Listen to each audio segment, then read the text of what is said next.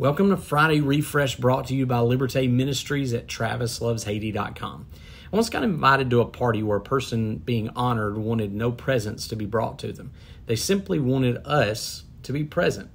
One of my favorite pastimes is bow fishing. I don't own a boat, and I really don't ever plan to. When people ask me why, the answer is simple. I enjoy bow fishing mostly because of the presence of my closest friends. Going by myself would not be nearly as enjoyable, not by a long shot, no pun intended.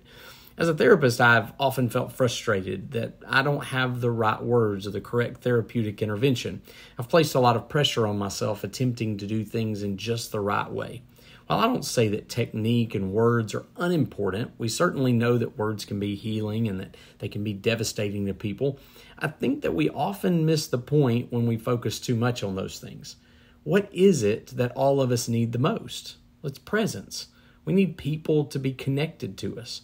I heard a story of a woman I'll call Susan that had been in a building during one of the mass shootings in recent years.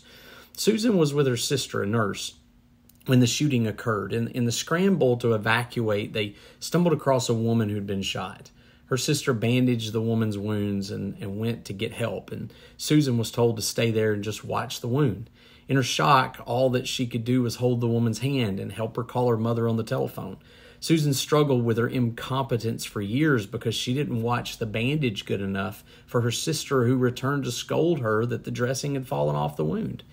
Later, she had the opportunity to meet the lady whom she had held hands with, only to find out that that lady had very little issues psychologically from the trauma of the event.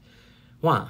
The picture that the shooting victim kept seeing was of this kind stranger holding her hand during an unbelievably scary crisis. Her presence was a powerful game changer. For years, Susan wondered about whether this woman had died because of her incompetence with a bandage, only to learn that the woman had been shielded from much of the psychological trauma others were experiencing because of Susan's ability to connect with her on a deeply personal level. Unfortunately, tragedies happen all too often. They're painful. They leave us angry and frustrated and scared. And especially when those tragedies involve the lives of young people. Families, churches, individuals, and whole communities hurt and will continue to do so as they go through that long process. Those on the outside often wonder how to help. So here's a reminder. Your presence matters. Hold hands. Share hugs. Wipe tears. Get water. Run errands. Send up prayers. Show love.